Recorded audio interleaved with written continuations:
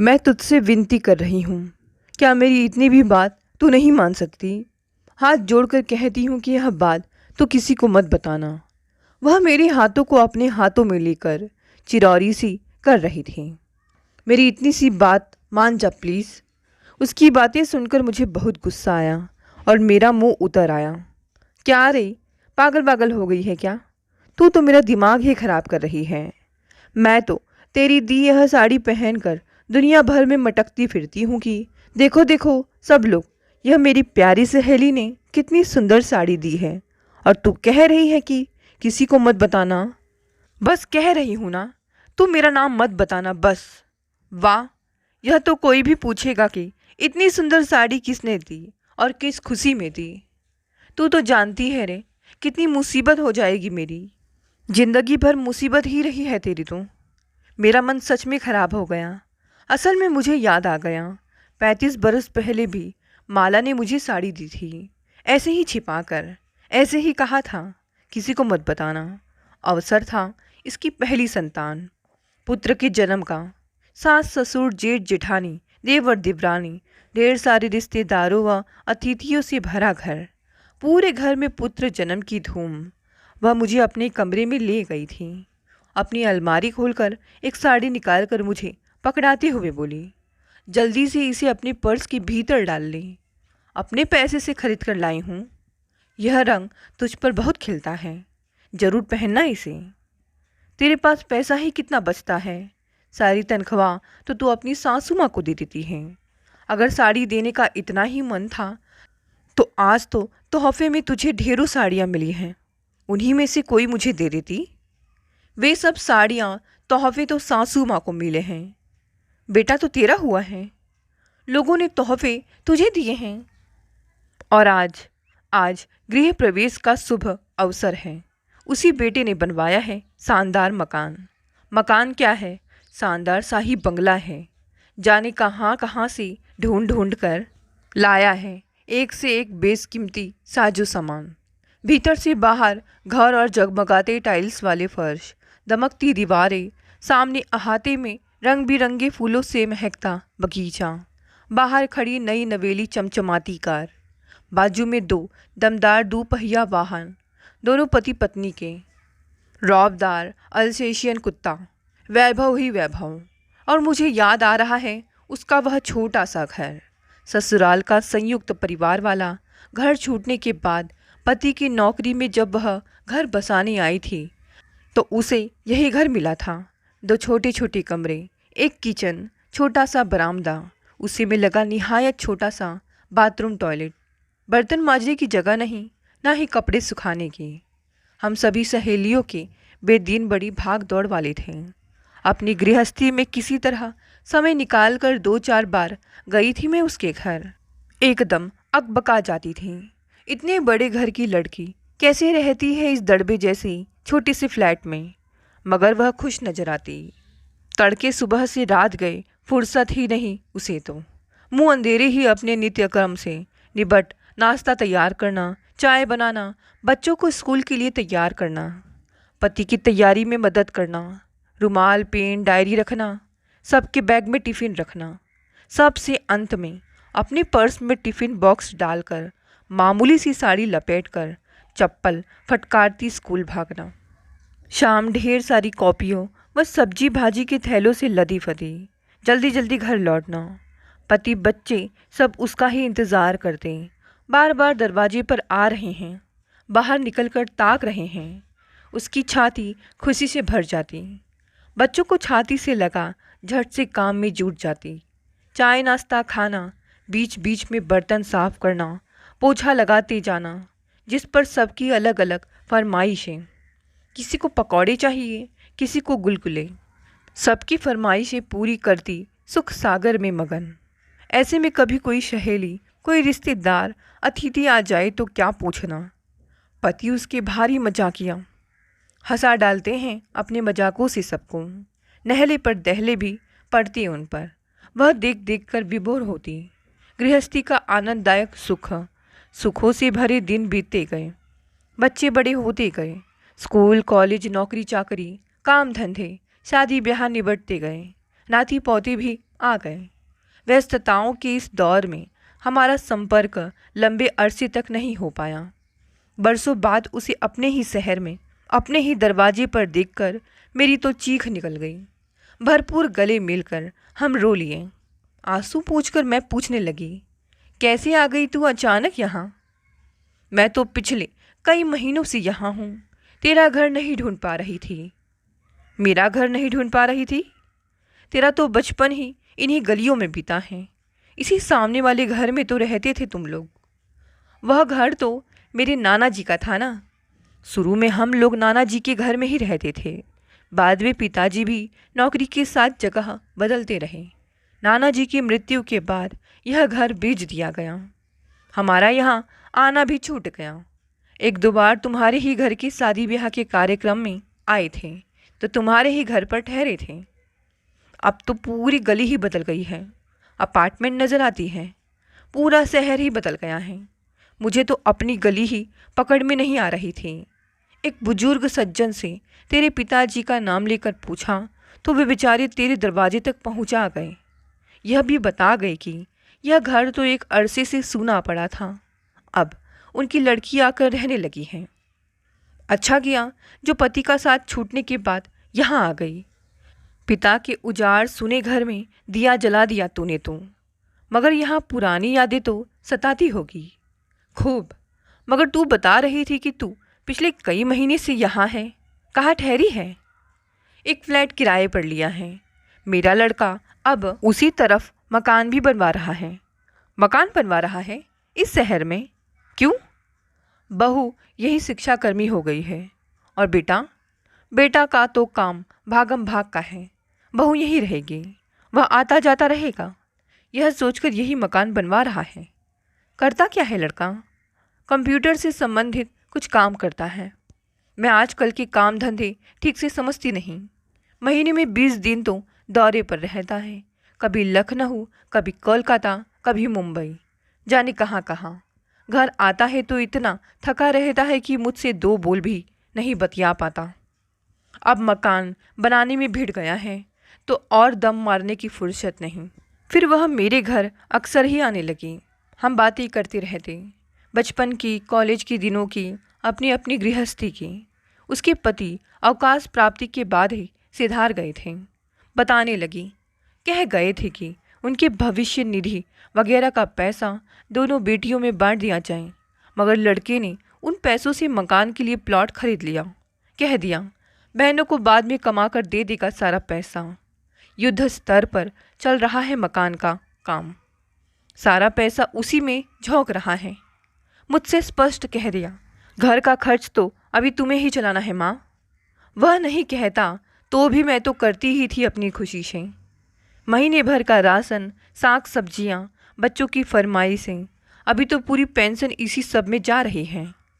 और बहू का पैसा?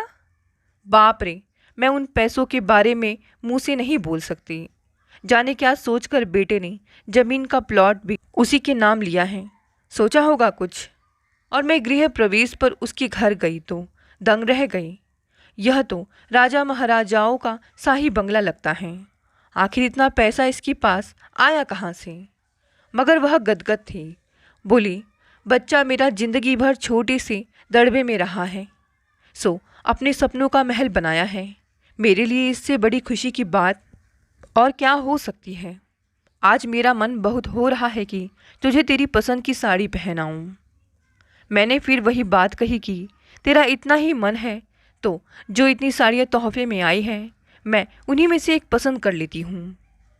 वे सब तो बहू को तोहफे में मिली हैं। घर बहू का है। मैं तुझे अपनी तरफ से देना चाहती हूँ, अपने पैसों से। अगली शाम वह मुझे जीत कर दुकान पर ले गई। उसका मन रखने के लिए मैंने एक साड़ी पसंद कर ली। अब वह कहने लगी कि किसी को बताना मत। उसकी इस बात से मेरा मन खराब हो गया। इधर जब से वह वहाँ आई थी, उसकी स्थिति देखकर मेरा मन और भी खराब हो ही जाता था। उसका घर मेरे घर से काफ़ी दूर था। उस तरफ रिक्शा या कोई सवारी मिलती ही ना थी। घर में 2 दोपहिया वाहन और एक नई नवेली कार थी, मगर वह मेरे घर पैदल ही आती। पोते पोती और बहू के स्कूल से लौटने के बाद उसकी ओपन हार्ट सर्जरी हो चुकी थी। बुढ़ापे पर पहुंचा जर्जर शरीर। मेरे घर पहुंचते ही पस्त पड़ जाती। मेरे घर में बैठे बैठे घंटों हो जाते। ना कोई उसे लेने आता, ना खोज खबर लेता। बेटा घर में हो तब भी नहीं, उल्टे माँ को व्यंग करता।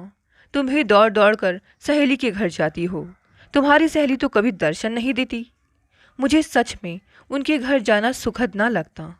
मेरे जाते ही पोते पोती अपना वीडियो गेम छोड़कर आकर जम जाते दादी के कमरे में। कान लगाए सुनते रहते हमारी बातें। बच्चों की आंखों में कहीं बाल सुलभ मासूम भाव नहीं, अजीब उपेक्षा और हिकारत भरा भाव होता। दादी के कंधे पर चढ़ रहे हैं। दादी चलो हमको होमवर्क करवाओ। दादी की हिम्मत नहीं कि झिड़क सकें। जाओ बाहर खेलो। उनके सातिर पने का किस्सा भी सुन चुकी हूँ मैं। कुछ दिनों पहले सहेली की छोटी बेटी की लड़की हुई थी। मैं घर आई तो बोली, बच्ची की छठी में जाना है, छोटी सी सोने की चेन देने का मन है, किसी अच्छे ज्वेलर की दुकान से दिलवा दें। मैं उसे अपने परिचित ज्वेलर की दुकान में ले गई। उसने एक चैन पसंद की, मगर जैसा लॉकेट वह चाहती थी वैसा दुकान में था नहीं। दुकानदार ने कहा 4 दिनों में वह वैसा लॉकेट बनवा देगा। 4 दिनों बाद वह दुकान में गई, अकेले ही लॉकेट लिया, घर लौटी। बेटा बहू बच्चे सामने अहाते में ही कुर्सियाँ डाले बैठे थे। बेटा बोला, कहाँ गई थी माँ? उसने मेरा नाम बता दिया। 10 वर्षीय पोता आंखें तरीर कर बोला, इतना झूठ क्यों बोलती हो दादी? तुम तो ज्वेलर की दुकान से लॉकेट लेकर आ रही हो। सहेली का चेहरा फक पड़ गया था। कैसे कह रहा है तू यहाँ? मैं गया था ना तुम्हारे पीछे पीछे। जब तुम लॉकेट पसंद कर रही थी मैं तुम्हारे ही तो पीछे बैठा था सोफे पर। सारा किस्सा सुनकर मैं अवाक रह गई। उस लड़की को यह कैसे पता चला कि तू ज्वेलर की दुकान जा रही है? मैं मोबाइल पर ज्वेलर से पूछ रही थी, क्या लॉकेट बनाकर आ गया? लड़के ने सुन लिया होगा, उसने माँ को बताया होगा और माँ ने बेटे को मेरे पीछे लगा दिया होगा। यह मोबाइल का किस्सा भी अजीब है। वह अपने ज़माने की अच्छी पढ़ी लिखी अध्यापिका, मगर अब ऐसी एकदम पिछड़ी हुई मूर्ख गवार। मोबाइल में फ़ोन करना तक नहीं आता उसे। जब मैं उससे कहूँ, तू इतनी दूर से मेरे घर आती है पैदल, तो मुझे फ़ोन कर दिया कर ताकि मैं घर पर ही रहूँ, तो बोली, मुझे तो फ़ोन करना ही नहीं आता। बड़ी बेटी अपना पुराना मोबाइल छोड़ गई है, जिससे मैं किसी का फ़ोन आए तो बात कर लेती हूँ बस। फ़ोन करना उसे किसी ने नहीं सिखाया, ना बेटे ने, ना बेटी ने, ना नाती पोतों ने। मैंने उसे फ़ोन करना, रिचार्ज करना सब सिखा दिया। वह गदगद होने लगी। तूने मुझ पर बड़ी कृपा की है, अब मैं खुद अपनी बेटियों से बात कर सकती हूँ। अब वह जब भी फ़ोन करे, पोता पोती कहीं भी हो आकर डट जाते। उसके पोता पोती के सामने तो बात करना भी मुश्किल। सो मैं ऐसे समय उसके घर जाती जब बच्चे बहू सब स्कूल में हो। शहर से दूर उस एकांत शाही बंगले में वह अकेली और उनका भयानक कुत्ता। फाटक पर मुझे देखते ही उनका भयानक कुत्ता भौंकना शुरू कर देता। वह पगली सी फाटक पर आती और मुझे अंक में भरकर भीतर ले जाती। मैं कहती, शांति से बैठकर गपशप कर, मगर वह पगलाई सी जल्दी जल्दी नाश्ता बनाने लगती। हलवा, पकौड़े, चीले, जो सूझता वही। फिर बार बार कहने लगती, खा ना रे, गरम गरम, देख मैं नाश्ता भूली तो नहीं हूँ। चाय नाश्ता ख़त्म होते ही फौरन सारे बर्तन मांज धोकर किचन में पूर्ववत सजाकर अपार संतुष्टि से बैठ जाती। मेरा मन और ख़राब होने लगता। याद आता, ठीक ऐसा ही वह तब भी करती थी जब अपनी सासू माँ के साथ रहती थी। हम उससे मिलने गए और अगर सासू माँ घर में ना हो तो उसकी चपलता देखते ही बनती थी। फटाफट नाश्ता तैयार कर लेती, जल्दी जल्दी खाने के लिए चिरौरी करने लगती। खाना ख़त्म होते ही बर्तन मांज धोकर सजा कर रख देती। तब सासू माँ का आतंक था, अब बहू का। तब ननंद देवर की जासूसी, अब पोते पोती की। आतंक से भीतर ही भीतर आक्रांत, मगर उन्हीं लोगों की सेवा में तत्पर मगन। अजब समानता दिखती मुझे 35 साल पहले देखी उस सांस में और अब शानदार पोशाक में सजी, काला चश्मा लगाए, खुले केस उड़ाती, धड़ल्ले से बाइक दौड़ाती इस आधुनिक बहू में। सास का चेहरा हमेशा ही चढ़ा ही दिखता है, यह हमेशा मिमियाती ही दिखती है। अब बहू का चेहरा हमेशा चढ़ा ही दिखता है, यहाँ मिमियाती ही दिखती है। सब कुछ जानते समझते हुए भी इधर शायद मुझसे ही कुछ बेवकूफ़ी हो गई। हुआ यह कि मेरे घर अचानक हमारी कुछ पुरानी सहेलियां आ गईं। मैंने उसे फ़ोन किया कि तू मिलने आ सकती है क्या। वह एकदम तड़प गई। घर में कोई नहीं है, बहू और बच्चे स्कूल में, पिता दौरे पर, घर सुना छोड़कर कैसे आऊँ। मैं सहेलियों को लेकर उसके घर ही पहुँच गई। हमें देखते ही वह हमारे खुशी के बेहाल, खूब गले मिलना, रोना धोना हुआ। सबको अपने कमरे में बैठाकर वह दौड़ी किचन की ओर। सहेलियाँ चिल्लाई, बैठ ना रे, बोल बतिया, नाश्ता बनाने में समय बर्बाद मत कर, कितनी मुश्किल से तो हम लोग आ पाए हैं। वह बैठ गई। 2:30 बजते बजते बच्चे आ गए। वह बच्चों को खाना देने के लिए किचन को दौड़ी। हम आपस में बतियाने लगे। काफ़ी देर हो गई। हार कर मैं किचन में गई। देखा उसने बच्चों के लिए ताज़ा भात बनाया था और अब रोटियां सेक रही थी। नवाब बच्चे डब्बे में रखी सुबह की रोटी नहीं खा सकते थे। सहेलियों को देख कर और चिढ़ गए। दादी, ये कैसी रोटियां दे रही हो, फुली फुली दो। मेरे मुंह से निकल गया, ताज़ी रोटियां हैं, चुपचाप खाओ। उसने फौरन मेरे मुंह पर हाथ रख दिया और बच्चों को पुचकारने लगी, लो, आज दादी को माफ़ कर दोगे ना। बच्चों को खिलाकर जैसे ही उसने चाय का पानी चूल्हे पर चढ़ाया, मैंने मना कर दिया, सहेलियां जल्दी मचा रही हैं, अब चाय बनाने में समय बर्बाद मत कर। मन मार कर वह सहेलियों के बीच आकर बैठ गई। बातचीत में अब वह रस नहीं आ रहा था। मन ही मन सबको कुछ कचोट रहा था। सहेलियों को उसकी स्थिति और उसी सहेलियों का ठीक से स्वागत न कर पाने की विवशता।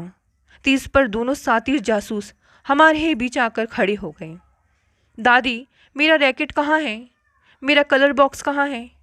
तभी बहू भी आ गई। तीखी नज़रों से सास के कमरे को देखती बाथरूम की ओर चली गई। वहाँ से लौटी तो उसके ट्यूशन वाले लड़के आ गए। ट्यूशन पढ़ाना यानी पैसे बनाना। सो लड़कों को देखते ही वह सामने बैठक में ही पढ़ाने बैठ गई।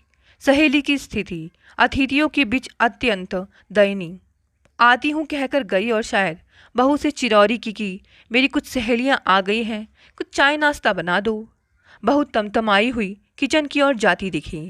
काफ़ी देर हो गई मगर न चाय आई न नाश्ता। वह इतनी देर से सहेलियों को चाय नाश्ते के लिए रोके हुई थी। हार कर वह किचन की ओर गई, उसके पीछे मैं भी। बहू ने एक भारी भरकम भगोने में कनस्तर का सारा बेसन उड़ेल कर घोल बना लिया था और तेवर में तनी धड़ाधड़ पकौड़े छाने जा रही थी। बड़ी सी परात में पकौड़ों का पहाड़ लगा हुआ था। दुख से मेरी सहेली कुछ पल खामोश खड़ी देखती रही। आंखों में पानी उतर आया। आंखें पूछ कर प्लेटों में पकौड़े डाले, चटनी निकाली, ले जाकर सहेलियों को परोसा और हाथ जोड़कर आग्रह किया, यही स्वागत कर पा रही हूँ तुम लोगों का। फिर किचन में जाकर हाथ जोड़कर प्रार्थना की, कृपा करके अब बनाना बंद करो, माफ़ी चाहती हूँ मैंने तुम्हें डिस्टर्ब किया। सहेलियाँ तो दुखी मन से उसकी चर्चा करते शाम की ट्रेन से चली गई अपने अपने शहर।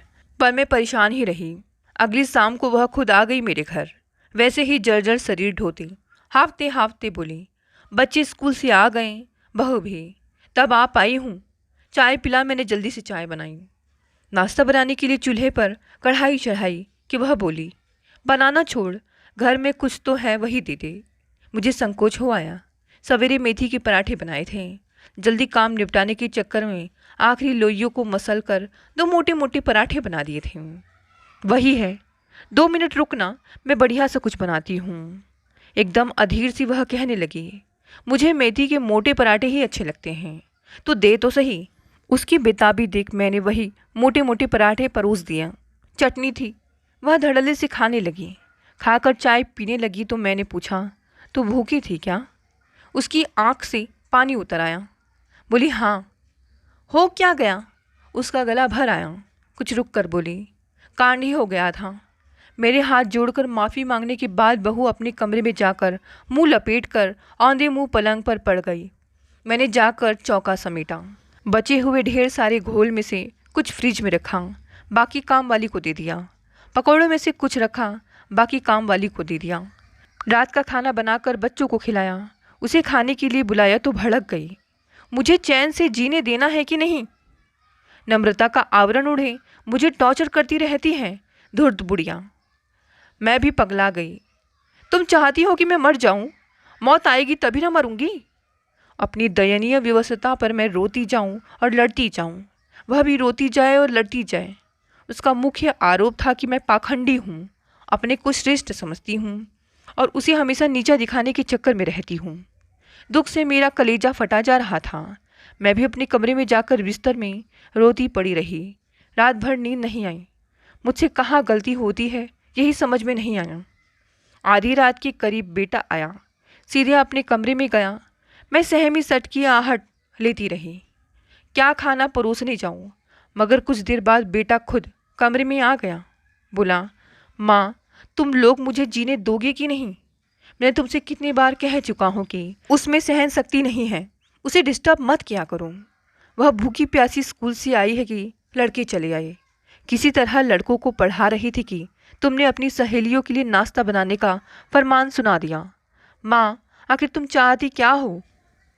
तुम हमको छोड़कर तो रह नहीं सकती। तुम खुद जानती हो, तुम समय से पिछड़ चुकी हो। तुम्हें तो एटीएम से पैसा निकालना तक नहीं आता। तुझे एटीएम से पैसा निकालना नहीं आता माला? मैं हैरान रह गई।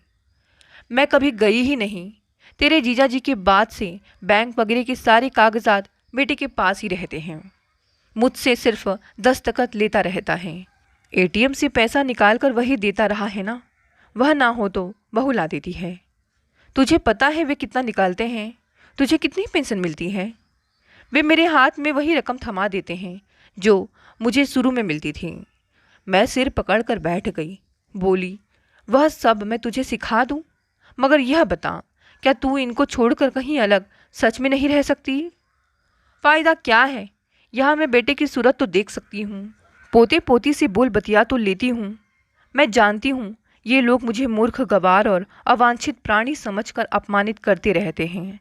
कुत्ता भी इनका अपना है, दुलारा है, मगर मैं नहीं। मैं क्या करूँ? मुझ में इनके लिए ही प्रेम उमड़ता है। फिर बीच बीच में बेटियां आ जाती हैं, दामाद और बच्चे भी। मेरी छाती भर जाती है, बेहद सुखद लगता है। कभी देवर, जेठ, भतीजे, भतीजी वगैरह भी आ जाते हैं। बहू अपने मायके वालों के अतिरिक्त किसी का आना पसंद नहीं करती। कई बार अपने कमरे से बाहर भी नहीं निकलती। मगर ये लोग बहुत समझदार हैं। उसके कमरे में जाकर खुद बोल बतिया लेते हैं। बेटियां तो अक्सर भाभी के लिए तोहफे लेकर आती हैं।